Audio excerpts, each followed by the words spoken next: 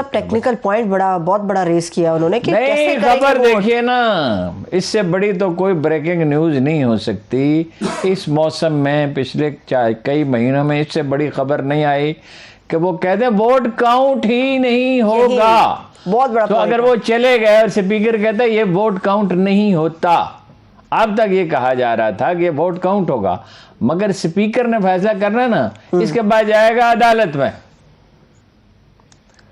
फर्ज कीजिए ऐसे कुछ लोग हैं जो इसके बावजूद उधर चले जाते हैं, ये जानने के बावजूद कि हमारा वोट तो स्पीकर ने काउंट ही नहीं करना, इसके बाद जाएगा मामला अदालत में।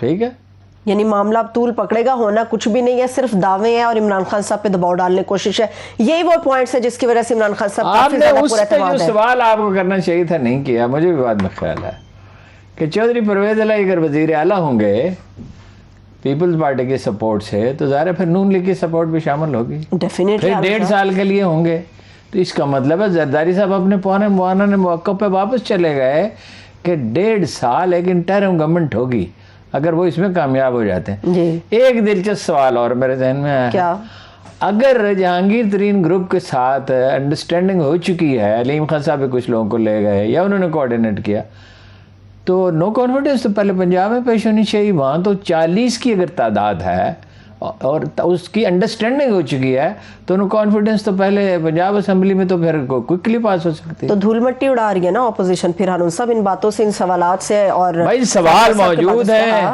पता नहीं चलता। पता है वैसे किसी ने आज बड़ी काम की बात की, पता उस वक्त चलेगा जब वोटों की गिनती हो रही होगी, जब असेंबली का इजलास हो रहा, उससे पहले कोई चीज़ प्रिडिक्ट नहीं की जा सकती।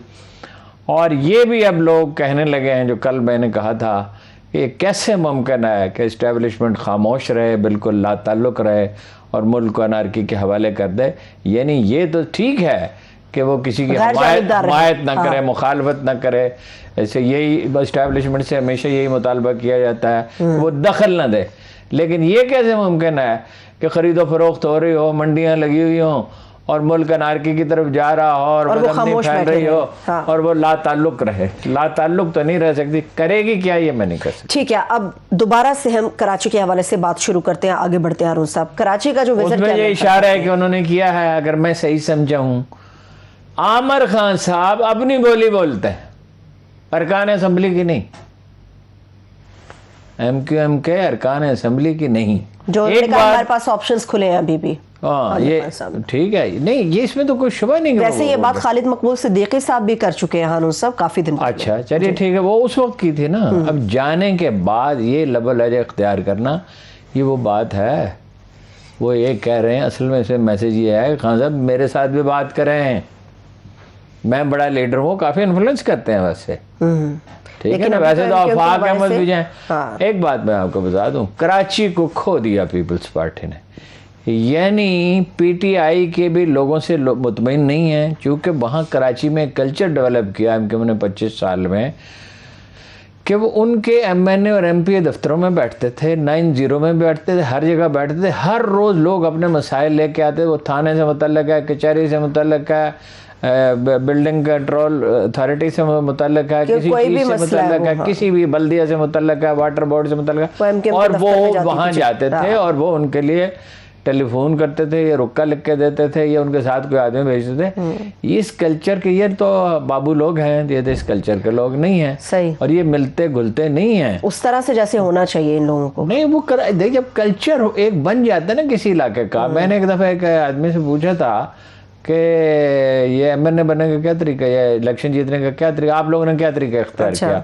वो कोई बहुत नुमाया आदमी नहीं थे। उन्होंने कहा एक टेलीफोन जो खुला रहे और आप हर वक्त लोगों के फ़ोन सुने, और कुछ वक्त रोज़ाना 2-3 घंटे जिसमें आप लोगों को फिज़िकली अवेलेबल हों और ज़रूरत हो तो उनके साथ। मैंने लियाकत बलोच साहब को ये करते देखा है, उस ज़माने में बड़ी आसानी से वो जीत जाते थे। और उस ज़माने में उन्होंने कहा 20 ईयर्स बैक 50,000 रुपये महीने के एंटरटेनमेंट के लिए, कि वो लोग आएंगे, चाय पियेंगे, वो खाने का वक्त होगा तो बाद औक़ात खाना भी खाते हैं। तो ये आज के हिसाब से तो कुछ ज़्यादा पैसे होंगे। तो ये है नुस्खा, घुलना मिलना असल में वो नहीं।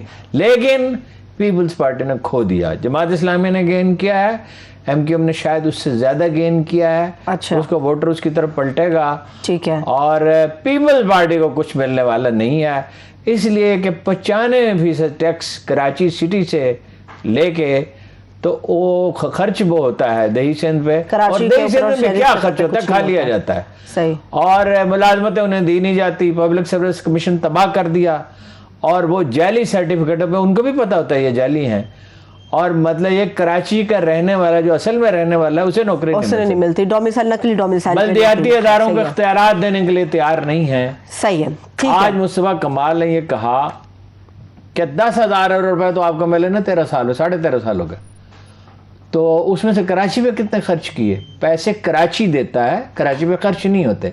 और दही सिंध के साथ ये कोई नवाजिश नहीं कर रहे कि यानी जाली सर्टिफिकेट, तालीमी मेयार कम, उनका तालीमी मेयार बेहतर बनाए, वो इस काबिल हों कि वो डिफीट करें। वो भी उतने ही इंटेलिजेंट है ना, जो कराची में पैदा होता है या आदमी खैरपुर में पैदा होता है या किसी गांव में पैदा होता है। गांव के लोग ज्यादा टफ होते हैं, ज्यादा मेहनत कर सकते हैं। तो ये कोई क्या नवाजिश है? और पैसे तो 35% तो पहले ही खा लिया जाता है जब कोई मनसूबा बनता है। तो ये कि इससे यहाँ आए हैं इस हुकूमत को बदलने के लिए कि ये इनकॉम्पिटेंट, हाँ ये इनकॉम्पिटेंट है, ठीक है। बेसिकली लेकिन आपने सिंध में किया क्या है? आप कूड़ा नहीं उठाते, आप पानी नहीं दे सकते, आप सफाई नहीं कर सकते, आप पब्लिक ट्रांसपोर्ट का बंदोबस्त नहीं कर सकते, और ये कहते हैं पंजाब इसका जिम्मेदार है। पंजाब कैसे जिम्मेदार है? सारी गवर्नेंस तो आपकी है, 18वीं तरमीम के बाद सब कुछ तो आपके पास है। सही, बिल्कुल सही बात है। पैसे आपके पास आते हैं, आप ठीक खर्च करते हैं। समंदर को आपने बर्बाद कर दिया, बगैर गंदगी से पानी उसमें डाल रहे हैं उसको। ठीक है, बुरे हालात है। ब्रेक के बाद एक बार फिर से प्रोग्राम में हम आपको खुशामदीद कहेंगे। टीजर था हारून साहब हमारा कि सियासी मुलाकातों पे भी मजीद बात करनी है। सिराजुल हक साहब ने भी शहबाज शरीफ साहब से मुलाकात कर डाली है। हाँ, वो पार्टी में वैसे राय मुख्तलिफ दो लोगों ने मुझसे कहा कि हम गैर जानबदार रहेंगे। सिराजुल हक साहब ने इशारा दिया है, तकरीबन वाज़ेह है कि अगर नए इलेक्शन होते हैं जी तो हम अपना एक वोट है अब्दुल चतराली साहब का, वो दे सकते हैं। लेकिन जमात इस्लामी को क्या इससे हासिल होगा? ये वो अगर उम्मीद लगा कर बैठे हैं कराची में तो कुछ हासिल कर सकते हैं, चतराल की सीट दोबारा जीत सकते हैं शायद, और 1-2 सीटें और ले लेंगे। लेकिन ये जो मुल्क की कीमत पे नहीं सोचना चाहिए। अफरा तफरी फैलेगी, एनार्की फैलेगी। इलेक्शन अगर मैं तो ये कहता हूँ सब पार्टियों में अगर इत्तफाक राय हो जाए, चंद माह पहले करा लें जी, ठीक है, इलेक्शन रिफॉर्म्स कराएं, जोर इस पे होना चाहिए, इलेक्शन बिल्कुल फेयर एंड फ्री होंगे, मुदाखलत नहीं होगी। उसके बहुत से पहलू हैं। वैसे पार्टियां खुद भी तो धांधली करती हैं ना, जो जिसका जितना बस चलता है, जितना जिसका बस चलता है, बिल्कुल ऐसे ही है। MQM के भी कल जरदारी साहब से मुलाकात मुतवक्का है हारून साहब? हाँ, मुलाकातें तो देखे ना, ये सियासी लोग सबसे करते हैं। ये तो देखिए ना, सियासत एक एतबार से, हर एतबार से नहीं, एक एतबार से कारोबार की तरह है कि जहाँ ज़्यादा फायदा होगा उसकी तरफ। जरदारी साहब अगर उनसे मिलना चाहते हैं, वो सिंध में रहते हैं, उन्हें सूबाई हुकूमत से वास्ता पड़ता है, तो वो इनकार कैसे कर सकते हैं? कम्युनिकेशन तो बंद नहीं होनी चाहिए, मुलाकातें होती रहनी चाहिए। इससे एक फ़ायदा भी होता है, लब और लहजे उतने तल्ख नहीं होते, अब तो बहुत तल्ख हो गए। सही है, ठीक है। पंजाब की तरफ आते हैं हारून साहब। वैसे तो तरीन ग्रुप बड़ा एक्टिव है और मजबूत भी है, मगर एक उनका रुकन ऐसा है जिसने माइनस उस्मान बुज़दार के ऊपर मुखालफत कर दी है। नहीं, वो तो हर नुक्ता नज़र के लोग हैं ना। देखिए ना, आखिर कुछ ऐसे लोग भी तो हैं जो ये अपना उस्मान बुज़दार साहब ने जिन पे इनायत की, उनके हल्कों में तरक्याती फ़ंड ज़्यादा दिए या उनसे ज़ाती रवैया ही अच्छा रखा, सलूक रखा, वो तो हो गई। लेकिन वंस इफ़ सिचुएशन डेवलप्स जिसमें इमरान खान ये फैसला कर लेते हैं कि नया चीफ मिनिस्टर चाहिए, तो इन लोगों से बात कर लेंगे, वो ये प्रॉब्लम नहीं होगा। चाहिए, ठीक है। अभी बहुत से गैर मुतवक्को वाक़यात होंगे, यानी आपको एक चीज़ सामने नज़र आ रही होगी, जैसे जनाब अली करमल्ला वजह ने हज़रत उमर फ़ारूक आज़म से कहा था कि जब वो जंग नहावंद में ख़ुद कमान करने का फ़ैसला किया बजाय जनाब खालिद बिन वलीद के, तो उन्होंने कहा था जंग एक खंडोला है, ये कभी ऊपर जाता नीचे। इलेक्शन कैंपेन, नो कॉन्फिडेंस, उससे भी ज़्यादा एक पेचीदा सूरत हाल होती है और उसमें बड़ा हिजान होता है। जंग में बात चीज़ें होती हैं, उसमें कहा नहीं जा सकता किस वक्त क्या हो जाएगा। बहुत से अनप्रेडिक्टेबल, एक फरीक जीत रहा होता है फिर वो हार जाता है हाँ जी, एक दिन ऐसा आता है कि कोई कोई जो है वो बहुत बुलंदी पे नजर आता है, उसे कहते हैं चढ़तल। हाँ जी, चढ़तल, अच्छा। ये बड़ा अच्छा लफ्ज़ है वैसे, है चढ़तल पे हैं, यानी चढ़ाई पे हैं, यानी बेहतरी की तरफ जा रहे हैं, कामयाबी और फतह की तरफ जा रहे हैं। अच्छा, तो ये अपना जो है प्रेडिक्टेबल नहीं होती सूरत हाल, और बहुत अजीब वाक़यात होंगे, लोग इधर से उधर जाएंगे, इधर से उधर जाएंगे, एक आदमी एक दिन कुछ कहेगा, दूसरे दिन कुछ कहेगा। वो जो ज़्यादा दाना लोग हैं जो जमकर बैठे रहते हैं जी, वही है। एक बड़ी दिलचस्प बात उन्होंने कही, इस पर तहकीक करनी चाहिए। फवाद साहब ने कहा कि जो लोग नून से पीटीआई में आए थे वो हार गए, यानी लोग इस बात को अहमियत देते हैं, कम अज़ कम शहरी वोटर तो ख़ास तौर पे अहमियत देते हैं, देहात में भी कुछ लोग तो ये क्या बात है, आप एक पार्टी के साथ है कल और आज उसे छोड़ आपके एफिलिएशन पहले किसी के साथ थी, फिर आपके किसी और के साथ हो गई। जब जंग में तमाम सफ़े अपनी तरतीब दे रहे हैं, इमरान खान साहब सबसे मेल मुलाकातें कर रहे हैं, तो कुछ ज़ोरदार खिलाड़ी और भी तो हैं, जैसे फिरदौस आशिक अवान साहिबा, वो कहाँ पे हैं, उनसे भी बात फिरदौस आशिक अवान साहब अपने घर पे हैं।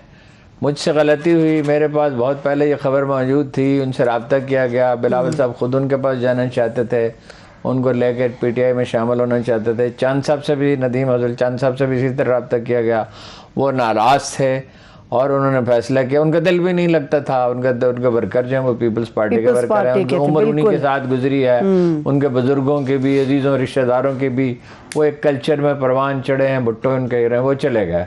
नदीम अब्दुल साहब बहुत ये ज़ाती शख्सी तौर पर बहुत रिस्पेक्टेबल आदमी हैं, और लेकिन ये फैसला उनका ये भी है कि जिस पार्टी में ज़्यादा वोट मिल सकते हैं उसको छोड़ के एक ऐसी पार्टी में जाना जिसमें कम वोट मिलेंगे। पंजाब में तो पीपल्स पार्टी को बहरहाल उनकी शख्सी तौर पर तकरीम की जाती है। फिरदौस आशिक अवान साहिबा जो हैं उन्होंने ही फ्लैटली रिफ्यूज्ड। अच्छा, और ये मुझे पता था, बाज़ का जहन से उतर जाता है। उन्होंने कहा कि नहीं, मैंने पीटीआई को नहीं छोड़ना चाहती, मेरा ख्याल है दानाई का फैसला है, हर आए दिन पार्टियां बदलना, और ये और इसमें क्या है, और यहाँ उन्हें क्या मिल जाएगा। हाँ जी, बिल्कुल, पीपल्स पार्टी के इलेक्शन जीतने का मौसम गुजर गया। इसी वजह से फवाद चौधरी साहब ने आज जो हमारे साहब के साथ प्रेस कॉन्फ्रेंस की, कहा कि जी अगला इलेक्शन नून लीग और पीटीआई के बीच होगा।